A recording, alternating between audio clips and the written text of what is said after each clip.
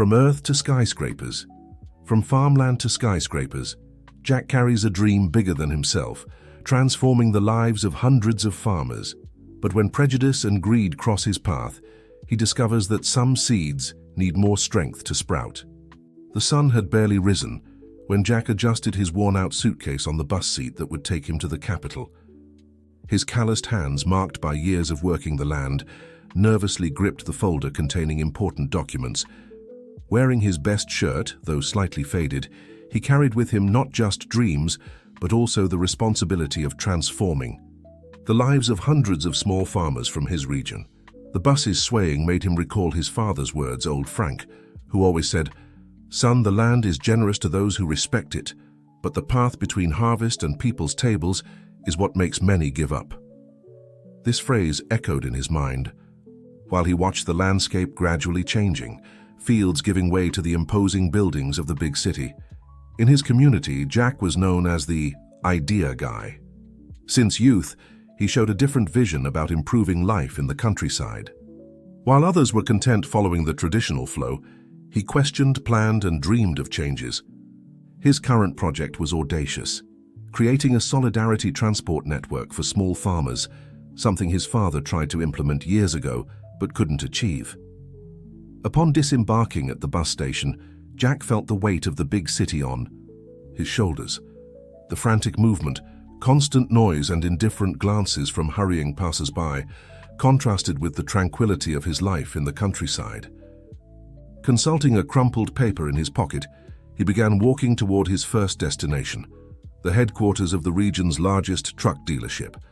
On the way, he passed a newsstand where a headline caught his attention: "Small farmers face difficulties in moving production." That reality which he knew so well was there, printed in large letters, but it seemed no one else cared. He took a deep breath and moved forward, even more determined. Upon arriving at the imposing dealership building, Jack was met with strange looks. His simplicity stood out in the corporate environment, with its modern furniture and well-dressed employees. At reception, a young woman looked him up and down before asking with certain disdain, "Can I help you?" "Good morning, miss. I have a meeting scheduled with Mr. Robert Miller." The receptionist checked the schedule with visible incredulity. "Ah, yes, Jack Smith, please wait a moment." While waiting, Jack observed the photographs of luxury trucks on the walls. Each image represented not just a vehicle, but the possibility of transforming his community's reality. In his mind, he already visualized those trucks traveling the countryside roads, loaded with the fruits of so many families' labor. After 20 minutes of waiting, Jack was led to the meeting room. Robert Miller, a middle-aged man in an impeccable suit, barely raised his eyes from the papers on his desk when Jack entered. Beside him, two other executives conversed in low voices, occasionally casting furtive glances at the visitor. "So you're Jack, correct?" Robert finally spoke, not hiding his disinterest. "I read your proposal. I must say it's interesting." The tone of his voice made it clear that interesting wasn't exactly a compliment. Jack, maintaining the dignity his father had always taught him, began to present his project. He spoke about the cooperative he was organizing, about the small farmers who needed support, about how an adequate transportation system could revolutionize the local economy. "And how much capital do you have available for this venture?" interrupted one of the executives with a smirk. "At the moment, we've managed to gather 300,000 through the cooperative," Jack replied, feeling the weight of each word. "And we have a letter of intent from the regional bank to finance more." The executive's barely contained laughter interrupted him. Robert Miller finally put down his papers and looked directly at Jack. "My young man," he said with false condescension, "do you have any idea of the real value of a truck? And we're not talking about one, but a fleet. That's not counting maintenance, insurance, fuel. Honestly, I think you're a bit out of your depth." Jack felt his face burn but maintained his composure. "Mr. Miller, I understand your concerns, but our project is solid. We have feasibility studies, commitment letters from various producers." "Look," Robert interrupted him again, "I'll be frank with you. We don't do business with people at your level. I suggest you look for something more suitable to your reality, maybe some horse carts." The executive's laughter echoed through the meeting room. Jack rose slowly, carefully putting his documents back in his worn briefcase. Before leaving, he looked firmly at Robert Miller. "My father always said that the land teaches many lessons, Mr. Miller. One of them is that the strongest seeds sometimes grow in the most difficult terrain. Thank you for your time." As he left the building, Jack didn't feel defeated. On the contrary, that meeting only reinforced his determination. On the bench in the square in front of the building, he took an old photo from his pocket. His father, next to an old truck, smiling proudly. On the back of the photo, a handwritten message: "To my son Jack, never give up on your dreams, they are the seeds of tomorrow." What Robert Miller and his executives didn't know was that that meeting would be just the beginning of a much bigger story. As he put away the photo, Jack didn't notice he was being observed by a young woman sitting a few meters away, making notes in her notebook with growing interest. Marina Adams adjusted her glasses as she reread her notes about the man. From the countryside she had observed earlier. As an investigative journalist for the Metropolitan Daily, something in that scene had caught her attention. The contrast between the farmer's humility and the arrogance stamped on the faces of the executives who had dismissed him with disdain. After a few hours of research, she discovered that Jack wasn't a simple dreamer. His cooperative had already transformed the lives of dozens of families in his region, organizing small producers and creating a mutual support system. The truck project would be the next natural step in this evolution. "Marina, you can't be serious," said her editor, Frank, shaking his head. "You want to trade coverage of the new shopping center for a story about farmers." "It's more than that, Frank," she insisted, her eyes shining with the excitement of a big discovery. "It's about how the financial system systematically excludes people like Jack, who have viable projects but don't fit the profile they consider appropriate." Meanwhile, in a modest hotel in the city center, Jack was organizing his next steps. He had scheduled meetings with other dealerships, but the encounter with Robert Miller had made him realize he would need a different strategy. His cell phone rang, displaying an unknown number. "Mr. Jack, this is Marina Adams from the Metropolitan Daily. I'd like to learn more about your story and your project." The conversation with Marina extended for hours. Jack shared not only the technical details of his project, but also the personal stories that motivated him. He spoke about his father, Frank, and how he had tried to implement a similar system years ago. "My father believed that the union of small farmers was the way to face the big ones," Jack explained, his voice laden with emotion. "He came close to succeeding, but something happened. The financing was suddenly cancelled, rumors about his integrity emerged, and the whole project crumbled." Marina made furious notes in her notebook. "And you never found out what really happened?" "I don't have proof, but my father always suspected there were powerful interests acting behind the scenes. He never fully recovered from that." In the following days, while Jack continued his pilgrimage to other dealerships, Marina dove deep into her investigation. She discovered an interesting pattern. Several other small entrepreneurs in the agricultural sector had faced mysterious obstacles when trying to implement similar projects. In his small town, the community began to mobilize. Mrs. Amy, owner of a small vegetable farm, organized an online fundraiser to help with the project. "Jack helped everyone here when no one else cared," she explained in an emotional video. "Now, it's our turn to give back." The story began to gain traction on social media. A young local influencer, Peter Olson, shared Mrs. Amy's video, which quickly went viral. "Guys, you have no idea what this project means for our region," Peter explained in a live stream. "It's not just about trucks, it's about dignity." As the mobilization grew, Robert Miller observed everything with growing concern. In his luxurious office, he made an important call. "We need to contain this situation immediately. Use your contacts.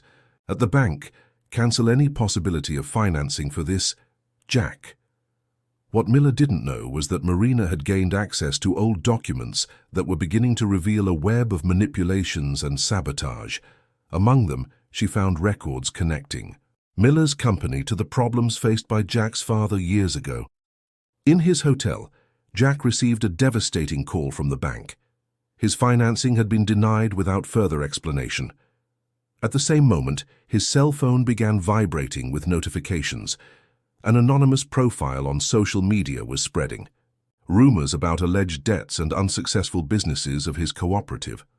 "Don't give up, Jack," Marina encouraged him, showing the first discoveries of her investigation. "We're close to something big here. What happened to your father wasn't a coincidence." The smear campaign, however, had an unexpected effect. Farmers from all over the region began posting videos defending Jack, sharing stories of how he had helped them. A 70-year-old lady went viral telling how he had saved her small strawberry plantation by organizing a community irrigation system during a drought. "How your father would be proud," Mrs. Amy said in a video call. "He always said you had a special gift, the ability to unite people." That night, alone in his hotel room, Jack contemplated the city through the window. The lights of the buildings shone like earthly stars, reminding him of the nights when his father would take him to observe the sky on their small property. "Life is like a plantation, son," Frank used to say. "Sometimes the harvest takes longer than we expect, but if the seeds were well planted, they always sprout." The cell phone rang again. It was Marina, her voice laden with urgency. "Jack, you need to see this. I found something in Miller's company's old files, something that's going to change everything." Marina's office was immersed in twilight when Jack arrived, breathless after crossing the city. On her desk, dozens of documents, yellowed by time, told a story of corruption and manipulation that spanned decades. "Look at this," Marina pointed to an old contract. "Miller's company didn't just sabotage your father's project. They did this systematically with various small entrepreneurs in the agricultural sector. It was a strategy to maintain their monopoly on transportation in the region." Jack felt his hands tremble as he recognized his father's signature on one of the documents. It was an approved financing contract, subsequently cancelled without clear justification. Beside it, a series of emails exchanged between Miller's company executives revealed a meticulous plan to discredit Frank and other farmers who were trying to organize. "They were afraid," Marina explained, "afraid that a cooperative transportation system would destroy their business model based on exploiting small producers." Meanwhile, on social media, the mobilization continued to grow. Peter, the digital influencer, organized a special live stream with various farmers from the region. One after another, they shared stories about how the lack of adequate transportation affected their lives. "I lose half of my tomato production because I can't deliver on time," reported Mr. Joe, a 65-year-old man with tears in his eyes. "Miller's company's trucks only show up when they want to, and they charge outrageous prices." The live transmission reached impressive numbers. People from all over the country began to share their own experiences with the rural transport monopoly. The hashtag #UnitedFarmers became one of the most commented topics on social media.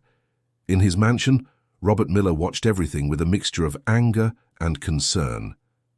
His phone wouldn't stop ringing. Investors, business partners, and even politicians questioning the allegations that were beginning to surface. "We need to act fast," he ordered his advisors. "Increase donations to influencers. I want a massive campaign discrediting this hick and that meddlesome little journalist." However, the truth had created roots too deep to be suffocated. Marina published her first report, revealing just the tip of the iceberg of the company's unethical practices. The public's response was immediate and overwhelming. Jack, observing the growing movement, felt a mix of emotions. On one hand, he was amazed by the support he was receiving. On the other, the weight of responsibility made him question if he was prepared to lead such a significant transformation. "You're not alone in this," Mrs. Amy assured during a collective video call with other farmers. "Each of us is a seed of what your father planted. Now it's time to harvest." The cooperative began receiving donations from all parts of the country. Small amounts that, added together, were starting to make a difference. More important than the money, however, was the sense of community that was forming. Farmers from different regions were connecting, sharing knowledge and experiences. Marina continued her investigation, now with the help of a network of volunteer collaborators. Each new document discovered revealed more dimensions of Miller's scheme. "It's not just about transportation," she explained to Jack. It's about how some people accumulate power by preventing others from growing. On a particularly tense night, Jack received an anonymous call. It was a former employee of Miller's company, willing to reveal internal details of the operations. "Your father was seen as a threat," the voice on the other end of the line said.